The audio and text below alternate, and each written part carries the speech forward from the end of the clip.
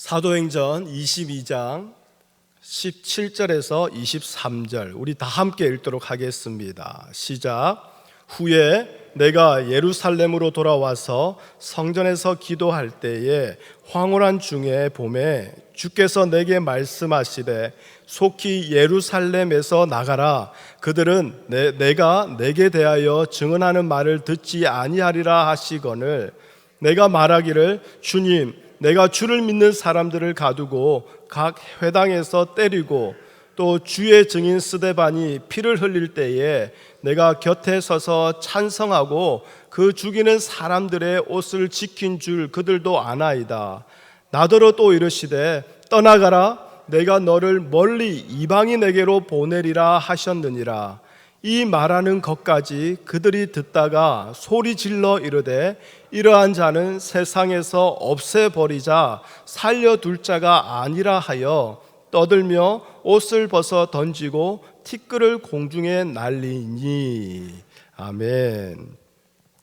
하나님 감사합니다. 오늘도 다시 한 번 더 벌거벗은 자로 하나님의 말씀 앞에 섭니다.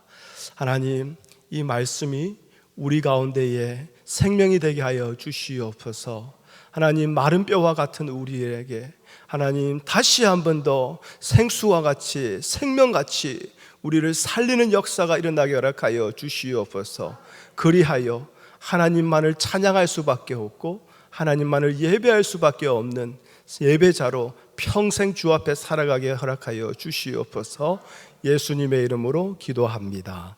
아멘. 바울이 하늘의 음성을 직접 들은 그 놀라운 체험을 지난주에 우리가 함께 나눠봤습니다. 바울이 그 놀라운 기적의 체험을 말한 것은 나보다 잘난 사람 있으면 나와봐. 너희들은 이거 안 해봤지? 나는 이거 해봤어. 그런 자랑이 아니었지요. 결코 예수님의 사람이 될 수 없었던 자신, 얼마나 악했던지 예수님의 도를 박해하며 그 예수를 믿는 자들을 쫓아가서 죽이기까지 한 그런 자신이었음에도 불구하고 그런 자가 지금 예수님을 전하는 예수님의 사람이 된 것은 자기의 능력이요 자기의 수고가 아니라 부활하시고 지금도 살아 역사하시는 예수님의 강력한 은혜와 권능의 결과임을 바울은 그 얘기를 한 것이었죠. 예수님의 간섭과 예수님의 능력이 아니면 결코 예수님의 사람이 될 수 없었던 그 주님의 은혜와 권능을 높이는 것이었습니다. 그래서 바울은 오직 예수님의 능력을 믿어야지 인간의 노력과 정성을 믿을 것이 아니다라는 것 또한 같이 말하고 있는 겁니다. 그런데 이게 당시 유대인들에게는 참으로 불편한 말이에요. 그렇죠? 다들 아시다시피 이 유대인들은 자신들만이 하나님이 특별히 선택한 하나님의 백성이라고 여겼어요.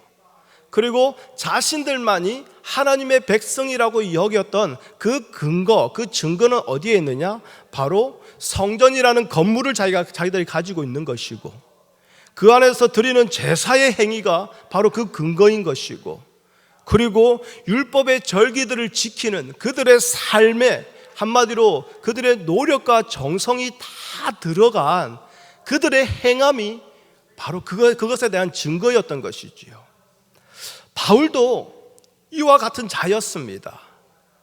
우리 사도행전 22장 3절 4절을 다시 보면 알겠지만요, 사도 바울은 출신부터 해서 그의 학력 그리고 그 인생의 커리어까지 다 따져보면요, 모든 부분에 있어서 지금 유대인들보다도 당연히 월등하게 하나님에 대해서 열심히 있던 자였습니다. 그런데 그런 자가 예수 그리스도를 만나고 나니 오히려 그가 그렇게 자랑하며 그렇게 내세웠던 그 모든 것들이 오히려 하나님의 개입하심을 막고 그 하나님을 대적하고 있었던 것임을 깨닫게 되죠. 그러니 바울이 모든 것을 분토와 같이 여기게 되면서 주 예수 그리스도의 십자가 외에는 결코 자랑할 것이 없습니다라고 고백하게 된 거죠. 여러분, 자, 주 예수 그리스도의 십자가 외에 결코 자랑할 것이 없습니다. 이 고백은 우리도 하는 고백입니다. 기도할 때 얼마나 많이 고백합니까? 바울도 그 고백을 했어요. 그러면 바울의 이 고백은 바울의 삶에서 어떻게 나타났을까요? 어떤 모습으로 그것이 흔적으로 나타났을까요? 바로 하나님의 주권 앞에 완전히 무릎을 꿇는 거예요. 하나님의 주권 앞에 완전히 무릎을 꿇는 거예요. 그리고 하나님의 뜻이 무엇인가를 살피면서 그 뜻에 억지로가 아니라 기쁨과 감사로 복종하고자 하는 것. 여러분, 이것이 없으면요, 나의 고집과 나의 욕망을 위해서 오히려 하나님이 나에게 굴복해 주기를 바라는 세상의 우상 숭배와 전혀 다를 바 없는 거짓 신앙생활을 하게 되어버려요. 자, 사도 바울이요, 다메섹에서 예수님을 만난 일을 말하는 것은 자기 힘으로 스스로 한 것이 아니라 하나님의 간섭으로, 하나님의 행하심으로 되어진 일이었으며 자신은 그저 하나님 말씀에 순종한 것뿐이다, 이걸 드러내죠. 그래서 결국 하나님의 일이 어디를 향하고 있는가, 그걸 지금 말하고자 하고 있는 것이지요. 자, 그런데 여기서 참으로 흥미로운 사실 하나를 발견하게 됩니다. 그게 뭐냐면 22절이에요. 22절에 보면, 자, 그 유대인들이 어떻습니까? 이 말하는 것까지 그들이 듣다가 소리 질러 이르되. 자, 여기서 그들이 듣다가, 이 단어는요, 미완료형이에요. 그러니까 계속 지금 듣고 있다라는 거예요. 계속 바울의 말을 어떻게 해요? 경청하면서 바울이 계속 하는 말들을 지금 계속 들어오고 있었다라는 거예요. 그런데 이 말하는 것까지예요. 그러니까 어디까지는 들어줄만 했는데 어느 순간 더 듣지 못하고 어떻게 해요? 다시 분노하며 격한 반응을 보이게 되었다라는 거죠. 그러면 어디까지는 들어줬는데 더 이상 듣지 못하도록 그들을 폭발시킨 그 말이 뭐냐? 바로 그 앞에 21절이겠죠. 21절 무엇입니까? 나더러 또 이르시되 떠나가라, 내가 너를 멀리 이방인에게도 보내리라 하셨느니라. 자, 이 말에 유대인들이 폭발했어요. 지금까지는 조금 불편했어도 그런 대로 들어줄만 했어요. 그리고 옛날에 사도 바울이 스데반이 돌에 맞아 죽을 때에 옆에 자기가 있었고 그것을 옳은 것으로 여겼다, 그렇게 말해줄 때는 마치 우리 편 같아요. 그렇죠? 그 이단 사입이 전하던 그 스데반 집사를 죽일 때에 바울이 거기서 같이 그걸 주도했구나, 그러니까 너희 우리 편이구나, 이런 마음이 들 정도예요. 그런데 어느 순간 마치 기름에 불을 댕긴 것처럼 유대인들의 분노를 폭발하게 한 것이 바로 이방인에게로 보내리라, 이거예요.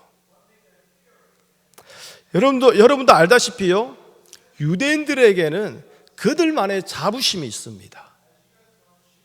그것은 자신들만이 하나님의 백성이라는 거예요. 천하에 하나님이 택한 백성은 오직 유대인들 자기들 뿐이며 자신들만을 구원하실 분이 바로 하나님이시라는 것. 그래서 전에도 말씀드렸지만 이 유대인들에게 이방인은 뭐라고요? 지옥의 불쏘시개로 사용할 장작 땔감이에요. 그 이상 그 이하도 아닌 거예요. 때문에 혹 구원을 얻고자 하고 하나님을 믿고자 하는 사람들은요, 항상 먼저 유대인이 될 것을 요구했어요. 그게 뭡니까? 신약 성경에 보면 대표적으로 갈라디아에서 그 문제가 나오죠. 가만히 들어온 거짓 형제들이 어떻게 해요? 할례 받아야 된다고 가르치거든요. 너 하나님 믿는 거 좋아, 하나님의 백성으로 우리와 함께 하는 거 좋아, 그런데 그렇게 하기 위해서는 먼저 유대인이 되어야 해. 그래서 할례 받아. 그래서 날과 달과 절기를 지켜. 그걸 요구했던 거 아닙니까? 자, 이렇게라도 이방인이 유대인으로 들어오는 것은 그나마 허용을 했어요. 그런데 유대인이 되지 않고서도 하나님의 백성이 되어 구원을 얻는다? 이거는요, 이들이 상상을 할 수 없는 일인 거예요. 야, 유대인이 안 되는데 하나님의 구원을 얻어? 하나님의 백성이 된다고? 여러분, 이건 무슨 말입니까? 지금까지 자신들의 자존심이었고 자기들의 자랑이었던 유대인이라는 이 존재 자체를 무의미하게 만들어버리는 거 아닙니까? 유대인이 아니어도 구원받을 수 있다. 유대인이 아니어도 하나님을 믿을 수 있다. 지금까지 지켜왔던 이 유대인이라는 이 민족 자체를, 자신들의 존재 자체를 다 무의미하는 것으로 만들어버린 거거든요. 그러니까 누구든지 이러한 것을 가르친다면 그 자는 바로 죽음에 당연히 처할 수밖에 없는 자이고, 그리고 하나님의 백성인 유대인을 무시하는 것은 하나님을 모독하는 신성 모독으로 여겼던 거죠. 자, 그런데 바울은 하나님이 자신을 이방인에게로 보내리라고 말씀을 하셨다라고 얘기를 하고 있어요. 하나님이 사도 바울을 이방인에게 보내셨다라는 말씀을 했다고 하는 것은 사도 바울 자신을 이방인의 사도로 삼으셨다는 것이죠. 그렇다면 이것은 지금껏 유대인들이 지켜왔던 그 유대인으로서의 자부심을 모두 무너뜨리는 것이 되었어요. 유대인만의 하나님이었는데, 유대인만을 구원해 주시는 하나님이었는데, 이제는 지금까지 내가 지옥의 땔감으로 여겼던, 심지어 개, 돼지처럼 여겼던, 짐승처럼 여겼던 저 이방인의 하나님도 되어주신다면 결국 나도 저들과 같은 존재가 되어버리는 거죠. 여러분, 그러니 그들이 이 바울의 말에 터져버린 거예요. 분노한 거예요. 여러분, 하나님을 믿는 것은요, 자신의 모든 것을 내려놓는 싸움입니다. 그렇지 않습니까? 하나님을 믿는다라는 것은 나의 모든 것을 철저하게 해체해버리는 싸움이에요. 나의 자존심, 나의 우월감, 이런 모든 것들이 하나님 앞에서는 무의미한 것임을 깨닫는 것이 바로 신앙이요, 하나님을 믿는 믿음이라는 것이지요. 이것은 내가 무너지는 것을 의미하는 것이고 철저히 낮아지게 되었다는 것을 뜻하는 겁니다. 그리고 우리는 주님 앞에 서는 그날까지 이 싸움을 하면서 살아가는 자인 거죠. 그런데요, 참으로 아이러니한 건 뭐냐면요, 이처럼 사도 바울을 죽이고자 하는 이 유대인들의 분노가 오늘 우리 안에도 그대로 자리하고 있다는 거예요. 유대인은 유대인으로서의 우월감과 기득권은 그것이 무너지는 것에 대해서 분노하고 있는 것처럼 오늘 우리 역시 우리에게 있는 어떤 우월감과 어떤 기득권이 무너지는 것을요, 우리 지켜보지를 못합니다. 어떻게든 지켜내고자 하는 그 본능이 우리 안에 있어요. 저는 신학대학교를 들어갔어요. 고등학교를 졸업하고 신학대학교를 들어갔으니 바로 저는 그러니까 한국 나이로 20살 때부터 저는 전도사 사역을 시작한 거죠. 그런데 참 슬픈 것은 전도사 첫 사역이 저희 아버지 교회였어요. 그래서 아버지가요, 이 전도사 사례비를 제대로 안 줬어요. 평생 아들이 교회에서 그렇게 교회 일을 했는데 이제 전도사 하나 달았다고 갑자기 사례비 주는 게 아버지는 참 이렇게 낯설었나 봐요. 그런데 여러분, 시작이 반이라고요. 처음 전도사 사역을 그렇게 해놓으니까요, 그 다음부터는 어느 교회를 가나 좀 넉넉하게 제대로 사례비를 받아본 적이 없게 된 거예요. 어느 교회를 가나 다 그렇게 힘들대, 그렇게 어렵대. 교회가 힘들고 어려우면 제일 먼저 하는 게 뭔지 아시지요? 우리 사역자들 사례비 깎는 거거든요. 그렇죠? 그러면서 우리 주의 종으로 사신다고 하셨으니 그 정도는 다 감당하셔야죠. 그런 암묵적인 그 동의가 교회 안에 다 있어요. 그렇죠? 아무튼 그래서 어느 교회를 가나 이 제대로 된 사례비를 받지 못했어요. 그럼에도 불구하고 제가 저의 자존감이라 할까요? 저만의 이 프라이드를 지킬 수 있었던 건 뭐냐면 제가 받는 것이 월급이 아니라 사례비였기 때문에 그런 거예요. 여러분, 월급은 무엇입니까? 내가 어떠한 경제 활동을 했어요. 어떠한 일을 했어요. 그 일에 대한 대가로, 그렇죠? 돈으로 환산해서 수고했다고 주는 거죠. 내가 일한 시간만큼 아니면 내가 일한 가치, 그렇죠? 그걸 따져서 네가 일한 게 돈으로 이만큼이니 이 돈을 너에게 줄게. 이게 월급이에요. 그런데 사례비는 뭐냐? 월급하고 차원이 달라요. 사례비는 당신의 모든 삶을 복음 사역을 위해서 바쳤으니, 그리고 그래요 복음 사역에 수고하고 계심에 교회가 감사하여 드리는 것이 사례비예요. 이게 차이가 있는 거죠. 그래서 저는 전도사 사역을 시작할 때부터 누가 월급이라고 하면 사례비입니다라고 고쳤어요. 월급이라고 하면요, 따져야 돼요. 목사님 정말 일주일에 사무실에 몇 시간 있는지, 교회 몇 시간 일하고 있는지, 어디를 일하고 있는지 시간 다 따지면서 아울리 페이 얼마 해가지고, 그렇죠? 그리고 목사님은 그래도 대학원 나왔어요. 그러면 미국 안에서 대학원의 평균 샐러리는 얼마인지 그것까지 다 측정해가지고 그렇게 해줘야 그게 월급이에요. 그런데 그렇게 하지 않는 것은 사례비이기 때문에 그런 거예요. 사례비니 더 줄 수도 있고 상황에 따라서 못 줄 수도 있는 거죠. 그런데 이 사례비라는 이 말이 저의 자존심을 지켜줬던 거예요. 근데 이게 지금은 제가 이제 거기에 대해서 자유했습니다만은 한 몇 년 전까지는 제가 이게 잔에 딱 세워져 있었어요. 그래서 교회 안에서 회의하는데 아니면 얘기하는데 어떤 성도님이 목사님 사례비가 아니라 목사님 샐러리라든지 목사님 월급이라고 하면요, 저는 이제 그때부터 이제 뚜껑이 팍 열리는 거예요. 물론 편은 내지는 않지만 제 안에서요, 저런 무식한, 그러면서 주의 복음 사역을 위해서 애쓰고 수고하는 나의 이 순결한 섬김을 갑자기 월급으로 다운그레이드를 시켜? 이게 저의 자존심에 상처를 내는 거예요. 내가 월급을 받지 아니하고 한 달에 300불, 500불, 1000불 그런 사례비를 받으면서도 내가 이 사역을 할 수 있는 것은 말 그대로 사례비, 월급이 아니기 때문에 하나님 앞에서 돈을 보고 하는 게 아니라 복음 사역을 위해서 애쓰는 이 순결한 사역을 어찌 월급으로 그렇게 후두려 칠 수 있느냐. 그러면서 제가 열을 받았던 거예요. 여러분은 어떠십니까? 지금 저는 더 이상 그렇지 않아요. 오해하지 마세요. 지금 저는 사례비에 대해서, 월급에 대해서 자유합니다. 말씀을 깨닫고 복음을 더 깊이 깨닫게 보니 이게 제 안에 세워져 있던 또 저만의 우상이었던 것을 깨닫게 되었어요.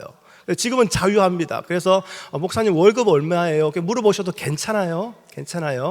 네. 자, 그건 그렇고요. 자, 이제 여러분 자신을 한번 물어보겠습니다. 여러분은 어떻습니까? 교회 안에서 하나님을 믿는다고 합니다. 그러면 그 하나님 앞에서 완전히 굴복당하는 자라는 건데, 그렇죠? 그런데 그러면서도 여러분만이 가지고 있는 신앙의 우월감이라든지, 그래서 남보다 더 큰 목소리를 내며 그들을 판단하게 하는 그 무언가가 여러분에게 있지 않습니까? 흔히 신앙의 경험을 많이 내세워요.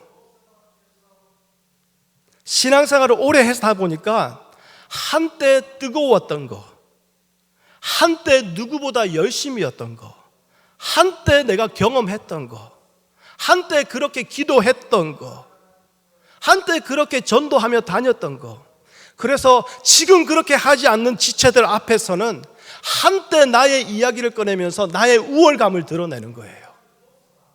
그런데요, 그러한 우월감을 무너뜨리는 말을 할 때요, 우리는 반발심과 함께 분노가 올라오죠. 여러분, 처음에 제 설교를 들을 때에 여러분 많이 불편하셨죠? 지금까지 믿음 생활 잘하는 거라고, 신앙생활 잘하는 거라고 인정해 주는 거 저 하나도 인정 안 해줬거든요. 그러니까 여러분 얼마나 혼란스러웠습니까? 그럼에도 참 다들 착하시고 선하셔서 그래도 꾸역꾸역 매주 교회는 나오시더라고요. 그러면서 지금까지 말씀을 듣고 계시다 보니 이제는 좀 변화된 거 아닙니까? 여러분, 이전에도 제가 말씀드렸는데요, 한 부흥 강사님, 실제로 제가 섬기던 교회에 한 강사님이 오셨는데, 강사님이 오시면 미리 강사님의 그 양력을 받지 않습니까? 이렇게 부흥 포스터도 만들고 이렇게 막 여기저기 광고하기 위해서. 근데 그 강사님, 부흥 강사님 포스터 그 양력에 보면요, 40일 금식기도 3회가 들어 있었어요. 이 부흥 강사님에게 40일 금식기도 3회는요, 자신의 우월감인 거예요. 왜 그렇습니까? 40일 금식기도 누가 감히 못하거든요. 한 번만 해도 그게 보통 일이 아닌데 3번이나 했으니 이 목사님의 영빨은 얼마나 좋을까, 그런 생각 자동으로 들지 않습니까? 그러니까 이 목사님도 자기 양력에다가, 그렇죠, 무슨 대학교 졸업하고 무슨 교회 사역한 것처럼 40일 금식기도 3회라고 적어 놓은 거예요. 그런데요, 여러분, 누군가가 가서 목사님 40일 금식기도요 구원의 증거물 아닙니다, 하나님을 믿는 증거물 아닙니다라고 말한다면 그 말에 대해서 이 목사님은 얼마나 분노하면서 반발하지 않겠습니까? 그 누구도 감히 시도도 생각조차도 하지 못하는 40일 금식 기도라는 그 대단하고 가치 있는 행위를 3번이나 했는데 그걸 무가치한 것으로, 그걸 3번이나 한 자기 자신을 인정해 주지 않는 것으로 인해서 분노하는 거죠. 뚜껑 열리는 거죠. 한 교회에서 난리가 났어요. 제가 한국에 있을 때예요. 장로교회입니다. 그 교회에서 이제 장로를 세우는데요, 자기보다 늦게 온 집사를 장로로 세운다고 교회가 난리가 났어요. 내가 이 교회에 온 지 20년 됐는데, 아니 저 양반은 이제 15년 된 양반인데 어찌 나보다 먼저 장로를 세우냐고. 그래서 결국 목사님이 찾아갔어요. 신방 갔어요. 그랬더니 결국 하는 말이, 더 이상 나 그 교회 다니지 않겠습니다. 그러면서 다른 교회에 가겠노라고 그 자신의 섭섭함과 목사님에 대한 그 분노를 그냥 막 쏟아낸 거죠. 그리고 자신을 부당하게 대우한 그 목사님을 새로 간 교회에서도 계속 얘기하고 다니는 거예요. 나의 20년간의 섬김을 인정해 주지 아니하고 나보다 5년이나 늦게 온 그 15년짜리 집사를 나보다 먼저 장로로 세운다고? 거기에 뚜껑 열려서 그렇게 교회를 난리를 치고 나가게 된 거예요.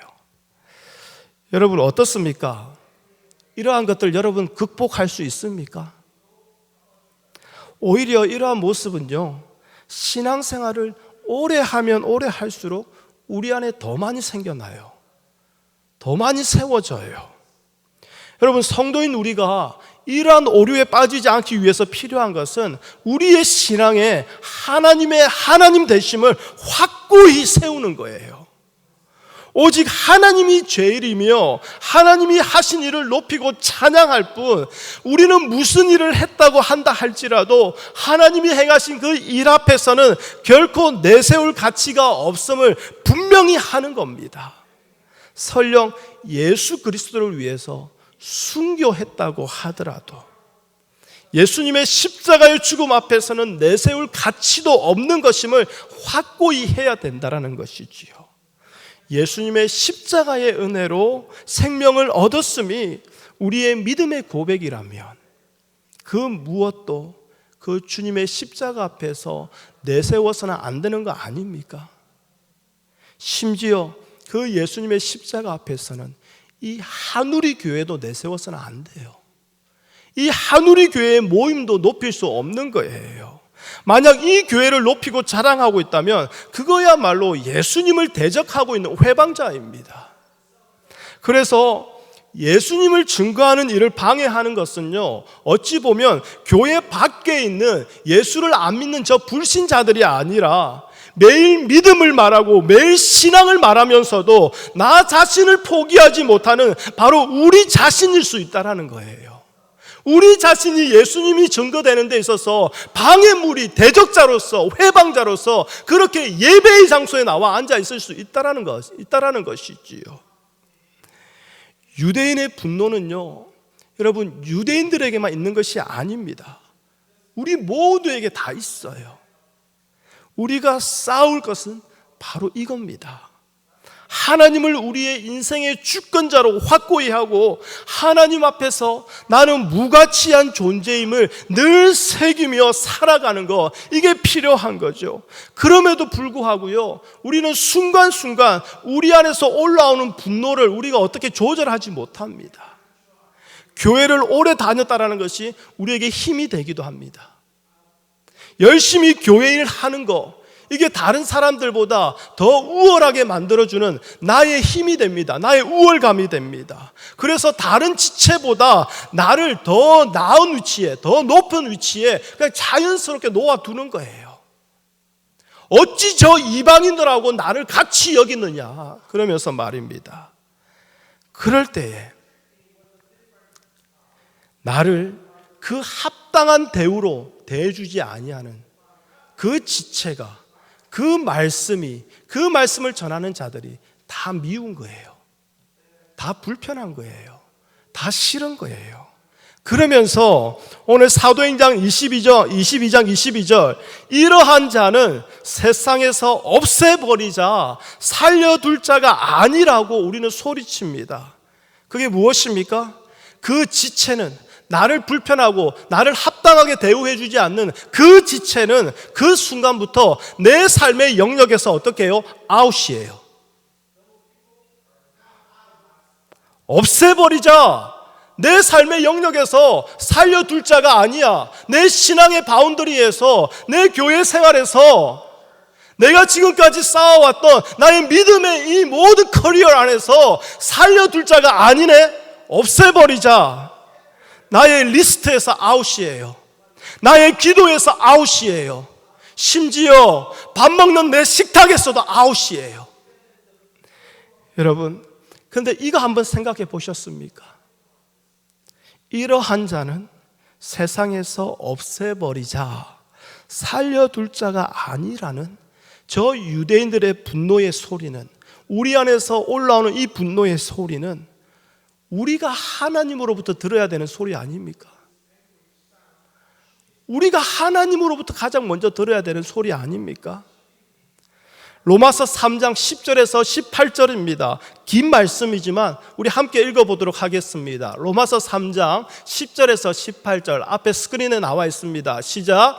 기록된 바 의인은 없나니 하나도 없으며 깨닫는 자도 없고 하나님을 찾는 자도 없고 다 치우쳐 함께 무익하게 되고 선을 행하는 자는 없나니 하나도 없도다.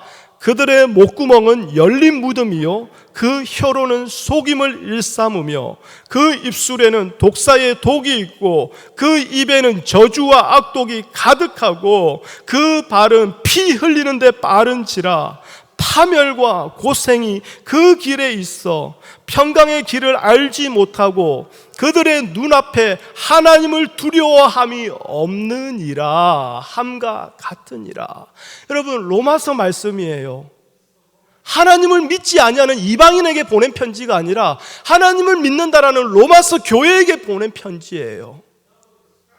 여러분, 이게 성경이 선언하는 하나님의 말씀이 선언하는 우리의 형편이요, 우리의 모습이라는 거예요. 아이고 목사님, 더 이상 나는 저렇지 않아요. 내가 교회를 5년 다녔고요, 10년 다녔는데요. 내가 교회를 30년을 다녔는데요. 나 이제 더 이상 저렇지 않아요. 여러분, 교회 10년 다니고 30년 다니면 뭐 합니까? 정말 그 기간 동안 정말 예수 그리스도를 위해서 산 날이 얼마나 되었는가를 한번 살펴본다면 오히려 남보다 먼저 교회에 나왔다는 것이 부끄러워지지 않습니까?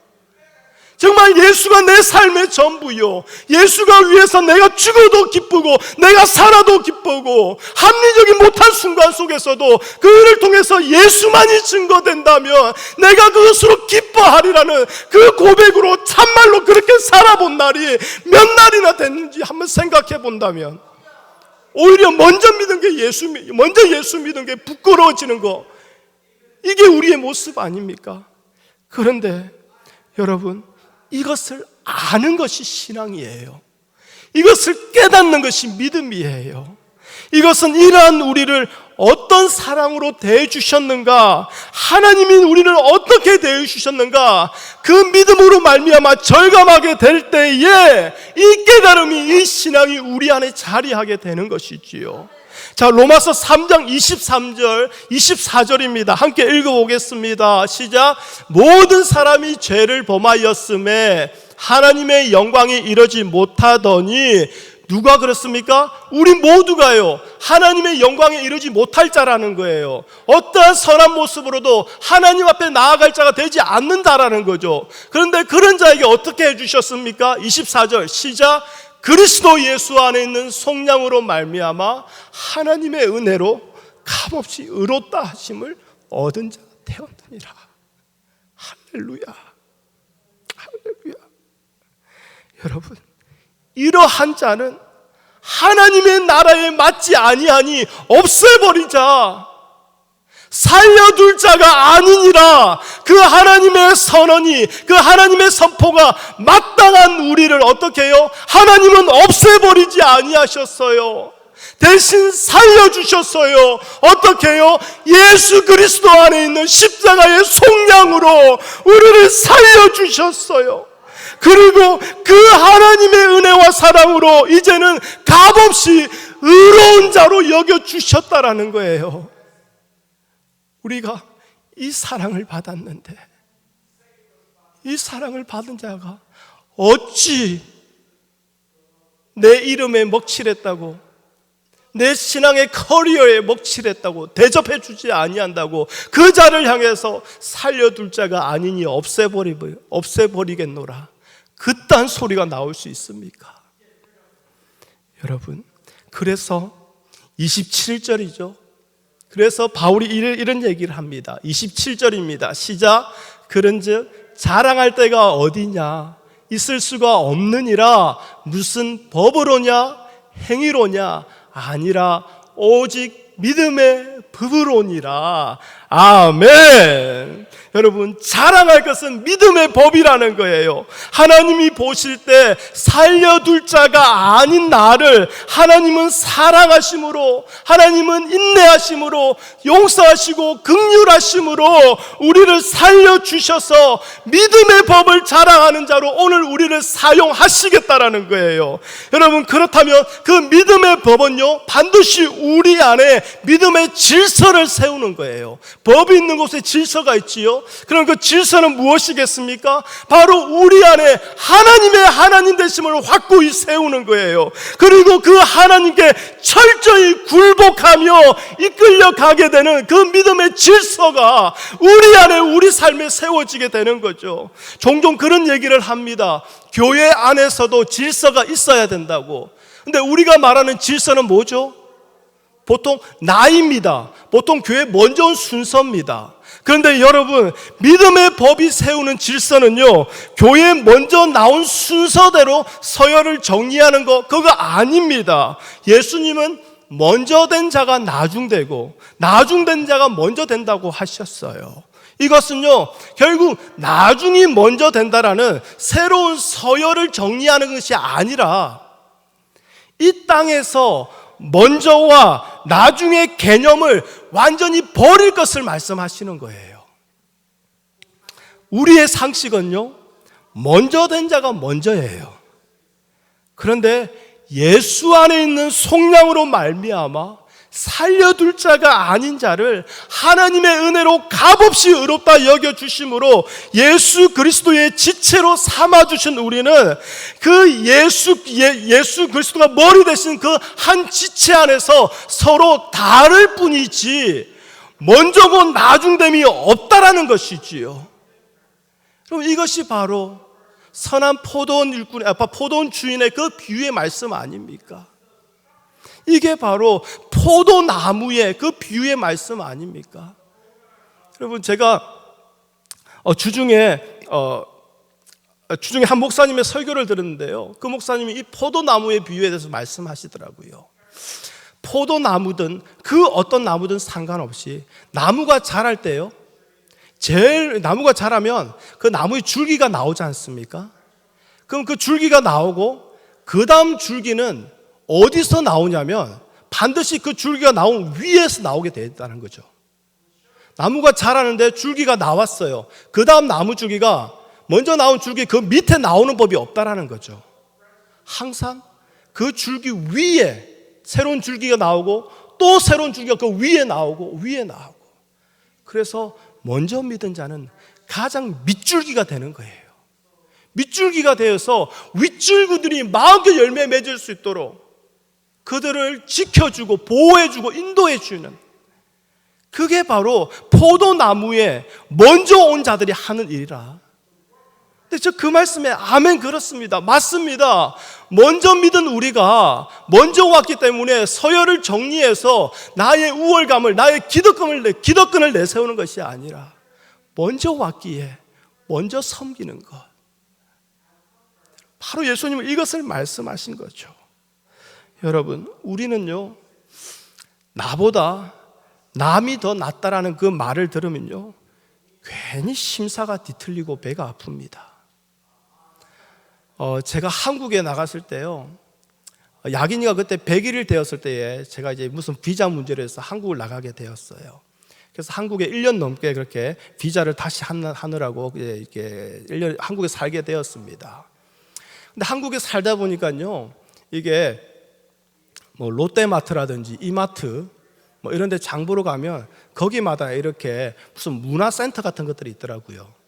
근데 보통 이제 데이타임에 장 보러 가면요, 거기에 아이들 유모차가요, 이렇게 쫙쫙쫙쫙쫙 줄 서 있는데요, 처음에는 저는 몰랐어요. 그 유모차도 서로 경쟁을 하더만요.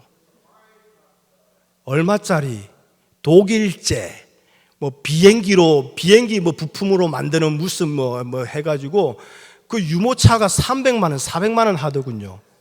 저는 여기서 300불짜리 사갔거든요. 한국 나가니까 300만 원짜리, 400만 원짜리 그 유모차라고 서로 경쟁을 하더구만요. 한국에서 가장 크다라는 침례교회에 예배드리러 갔습니다. 교회가 얼마나 큰지요, 그 교회 1층 들어가면 1층 옆에 우리 교회 여기 본다 한 반만한 자리가요, 유모차 파킹 랏이에요. 유모차 파킹 랏이에요. 그 유모차 세우는데도요, 거기도 그 기싸움이 있더라니까요. 여러분, 그 유모차가 내가 가진 유모차보다도 좋으면 배알이 틀리고 눈 돌아가는 게 우리예요. 물론 여기는 안 그럴 거예요. 여기는 안 그렇죠? 그렇죠? 그런데 한국에 가니까요, 교회든 이마트든 그것 때문에 서로 배알이 틀리고, 그러면서 이왕이면 더 좋은 거, 더 비싼 거, 그렇게 경쟁을 하더라고요. 여러분, 심지어요, 내가 다니는 교회보다 다른 교회가 더 좋다는 말을 들으면 우리는 화가 납니다. 그래서 그 교회를 어떻게든 흠집내 보려고 그 교회의 단점을 찾아보기 시작하죠. 홈페이지 들어가 보고, 목사님 설교 별로더만, 목사님 뭐 말씀은 잘하시는데 성령의 충만이 없어, 막 이러면서 어떻게든 그 교회를 흠집내 보려고 합니다. 왜 그럴까요? 아직 내 안에 무너지지 못한 뭔가가 있는 거예요. 비교하고 경쟁하고 그래서 내가 더 우위를 차지하려는 그 못된 심성이 여전히 우리 안에 자리하고 있기 때문에 내가 낮아지는 말에 대해서는 참지를 못하는 겁니다. 이것으로 우리의 신앙이 지금 얼마나 잘못되어 있는가 다시 한 번 더 드러나게 되는 것이지요. 여러분, 오늘 말씀을 보면서요, 유대인의 분노가 어떤 것인가를 다시 깊이 묵상해 보십시오. 그리고 그 분노가 여전히 우리 안에도 똑같이 존재하고 있음을 깨달으시기를 바랍니다. 그럴 때마다 살려둘 자가 아닌 자는 그 미운 그 지체가 아니라 바로 하나님 앞에서 나 자신임을 절감할 수 있기를 바랍니다. 그리고 요한일서 3장 1절 말씀처럼 보라, 아버지께서 어떠한 사랑을 우리에게 베푸사 살려둘 자가 아닌 나를 하나님의 자녀라 일컬음을 받게 하셨는지 다시 묵상해 보시기 바랍니다. 그렇다면요, 우리가 그 은혜와 사랑으로 싸워야 할 것이 무엇인지 다시 분명하게 알게 됩니다. 나를 대접해 주지 아니하고 나를 인정해 주지 않는 그 지체가 아니라 하나님께 여전히 굴복하지 아니하는 나, 하나님이 아닌 나를 높이고자 하는 바로 나 자신임을 깨닫게 되는 것이죠. 그래서 여러분 자신과 싸우십시오. 피 터지게 싸우십시오. 오직 하나님의 은혜와 사랑으로 인해서 하나님께 굴복하여 하나님만을 높이는 것, 이것을 위해서 오늘도 무너지기 위해서 싸우시고 오늘도 해체되기 위해서 싸우십시오. 여러분, 그렇다면 더 이상 그 지체가 아니라 살지 못할 자는 바로 내 자신이라는 것을 날마다 깨닫게 되면서 십자가 앞에 나아갈 수밖에 없게 되지 않겠습니까? 이렇게 내 자신이 먼저 무너질 때에 내가 인정할 수 없었던 그 이방인 같은 그 지체들에게도 예수 그리스도의 한 지체됨이 굳건하게 세워지게 되는 것이지요. 우리 마지막으로 말씀 한 절만 더 보겠습니다. 에베소서 2장 13절입니다. 에베소서 2장 13절 시작. 이제는 전에 멀리 있던 너희가 그리스도 예수 안에서 그리스도의 피로 가까워졌느니라. 사도 바울은 에베소 교회 안에 할례의 문제로 인해서 유대인과 이방인 출신 성도들이 갈라져 있던 것을 보게 되었어요. 유대인 출신 이 기독교인들, 유대인 출신 성도들은 할례 받지 아니하는 이방인을 자기들하고 상관없는 나무로 여겼어요. 그런데 이방인 출신 이 성도들도 할례 그거 뭐라고 여전히 저렇게 율법에 매여 있는 자들 하면서 나무를 봤어요. 그런데 바울은 이런 두 지체를 서로 용납하지 아니하고 살려둘 자가 아닌 자로 취급하던 이 두 지체를 하나님은 어떻게 하셨다고요? 그리스도의 피로 막힌 담을 허무셔서 성령 안에서 아버지께 나아감을 얻게 하셨다라고 말하고 있습니다. 주는 평화 막힌 담을 모두 허셨네. 그 찬양 잘 아시지요? 이 모든 일들을 바울은 그 뒤에 어떻게 얘기하느냐? 성령 안에서 함께 연결되어 어떻게 해요? 함께 하나님이 거하실 처소로 지어져 가는 것이라고 말을 하고 있습니다. 여러분, 우리의 화평이신 예수님께서 우리의 막힌 담을 당신의 육체로 허셨다라고 말씀하십니다. 그것이 바로 십자가 아닙니까? 그러면 그 십자가 앞에서 그분 안에서 우리도 무너질 수 있었으면 좋겠습니다. 그런데 나 혼자 무너지면 또 괜히 억울함이 들어요. 나만 일어나 싶기도 하고. 그래서 우리 함께 무너집시다. 나만 이렇게 무너지고 나만 손해보고 이런 마음 들 수 있으니 우리 함께 무너집시다. 십자가 앞에서 예수 그리스도 안에서 함께 무너집시다. 그래서 함께 날마다 어디에서든 어디를 거하든 하나님이 거하실 처소로 함께 지어져 가게 되는 하나님의 건속으로 살아가는 축복이 우리 모두에게 있기를 바랍니다. 기도하겠습니다. 하나님 감사합니다. 신앙생활 오래 했습니다. 교회 오래 다녔습니다. 믿음 좋다라는 행위들 다 했습니다. 그런데도 뚜껑 열리는 일들이 있습니다. 분노를 참지 못합니다. 화가 조절되지 않습니다. 내가 인정받지 못하는 것, 그래서 나를 감히 저들과 같이 취급하는 것, 하나님, 이 유대인의 분노가 오늘 내 안에 여전히 남아 있습니다. 하나님, 그러면서 살려둘 자가 아니라고 그렇게 정죄하고 판단하였습니다. 하나님, 어느 순간 하나님의 은혜를 잊어버렸습니다. 하나님이 우리를 어떻게 사랑해 주셨는지 하나님 성경의 이야기로 끝나버리고 나에게는 그저 지나가는 지식으로 끝나버렸습니다. 하나님, 이런 나가 오늘 하나님 앞에서 살려둘 자가 아닌데 이런 나를 하나님은 사랑해 주셔서 다시 한 번 더 예수 그리스도의 사람으로 살아가게 하시니 감사합니다. 하나님, 살려둘 자가 아닌 나를 살려주시는 그 하나님 앞에서 우리의 모든 자존심, 우리의 모든 우월감, 우리의 모든 힘들이 무너지게 하여 주시옵소서.